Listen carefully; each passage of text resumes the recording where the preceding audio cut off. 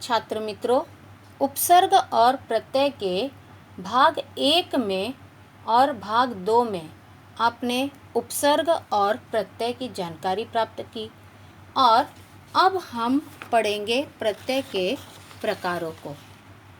दोस्तों, प्रत्यय के मुख्य रूप से 2 प्रकार होते हैं, जिसमें इसका पहला प्रकार होता है कृदंत प्रत्यय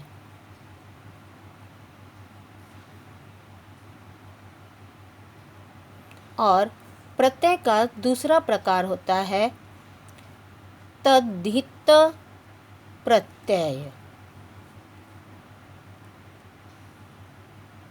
दोस्तों, कृदंत प्रत्यय में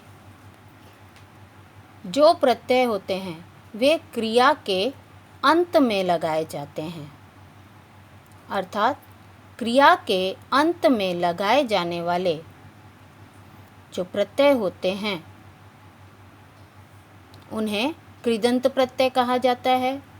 और इन प्रत्ययों की एक और विशेषता होती है कि कृदंत प्रत्यय क्रिया के अंत में लग जाने पर वे संज्ञा या विशेषणों का निर्माण करते हैं। मैं एक बार फिर बता देती हूँ, ध्यान दीजिए बच्चों। कृदंत प्रत्यय वे प्रत्यय होते हैं जो क्रिया के अंत में लगाए जाते हैं और वे संज्ञा या विशेषणों का निर्माण करते हैं।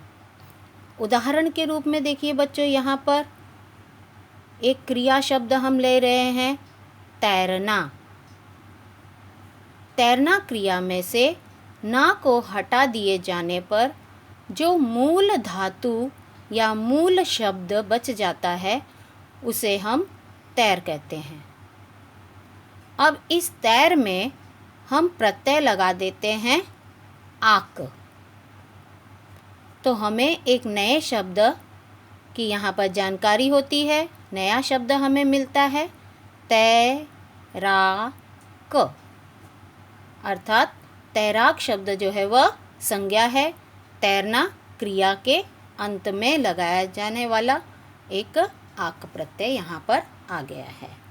इसी प्रकार से देखिए बच्चों, एक और उदाहरण क्रिया है हंसना। हंसना यह क्रिया है। हंसना में से ना को हटा दीजिए और जो शेष रह जाती है वह मूल धातु हंस को ले लीजिए। हंस में ई प्रत्यय को जोड़ दीजिए। अब यहाँ पर मुख्य रूप से जो शब्द मिलेगा हमें वह हो जाएगा हंसी। इस प्रकार से हंसी शब्द जो है वह विशेषण है और इस तरह से क्रिया के अंत में ई प्रत्यय लगा करके संज्ञा या विशेषण का निर्माण होता है। एक और उदाहरण देख लेते हैं बच्चों हम। क्रिया है यहाँ पर बढ़ना। बढ़ना क्रिया है। बढ़ना में से हम यहाँ पर बढ़ को निकाल लेते हैं। ना को हटा दिया, बढ़ को ले लिया। अब इसमें हम इया प्रत्यय लगाएंगे।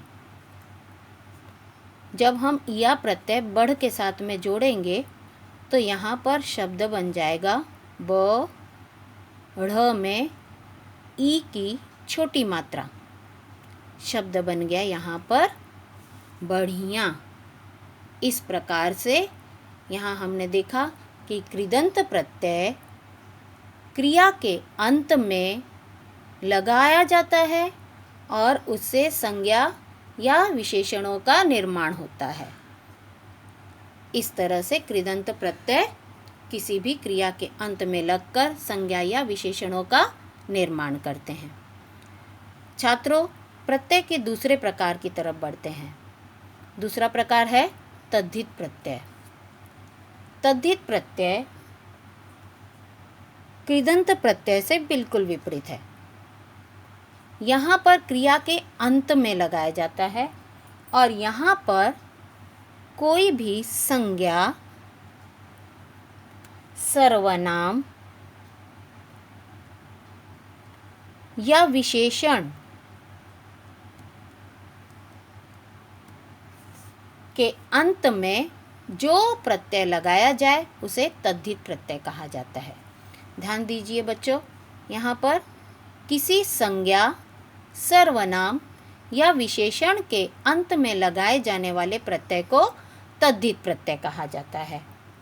अब इसका उदाहरण देखिए बच्चों, जैसे शब्द है यहाँ पर ठंड। ठंड शब्द में हम प्रत्यय लगाते हैं आ, तो हमें नया शब्द मिलता है ठंडा।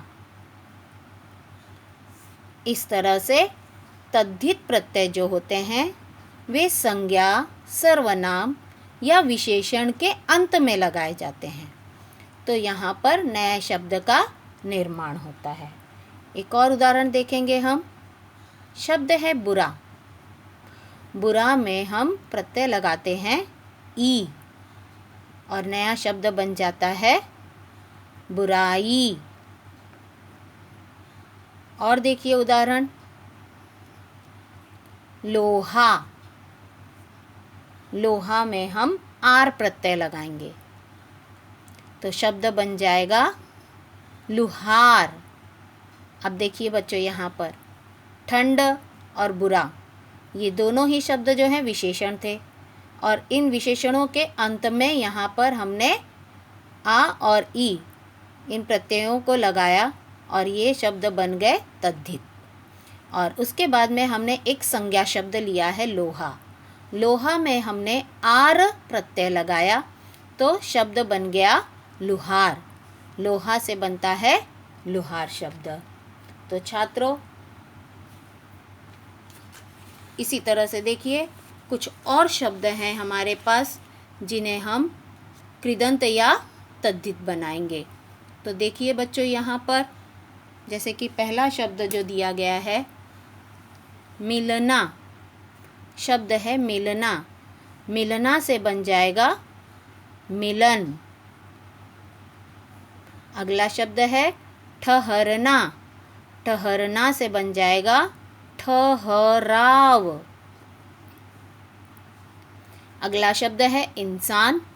इंसान से बन जाएगा इंसानियत।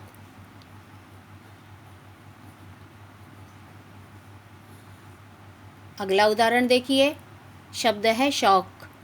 शौक से बन जाएगा शौकीन। अगला है कहना। कहना से बन जाएगा कहने वाला।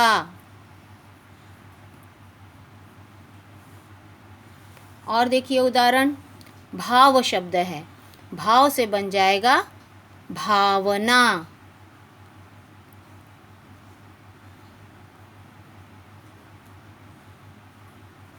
अगला शब्द है घर। घर से बन जाएगा घरेलू।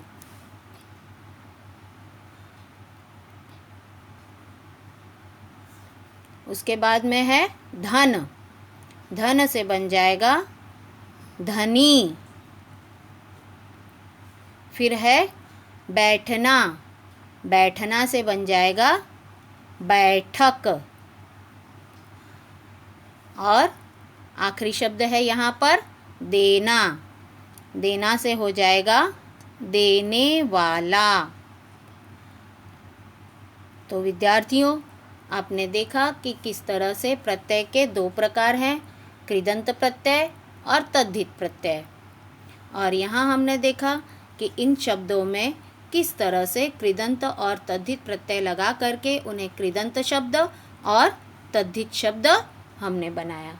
तो छात्रों, आज आपने उपसर्ग और प्रत्यय के भाग 1 में उपसर्ग और भाग 2 में प्रत्यय और भाग 3 में प्रत्यय के प्रकारों की जानकारी को प्राप्त किया है। बच्चों, इसी के आधार पर दिए जाने वाले होमवर्क को भी ज़रूर पूरा कीजिएगा। आप घर में रहिए, सुरक्षित रहिए। धन्यवाद।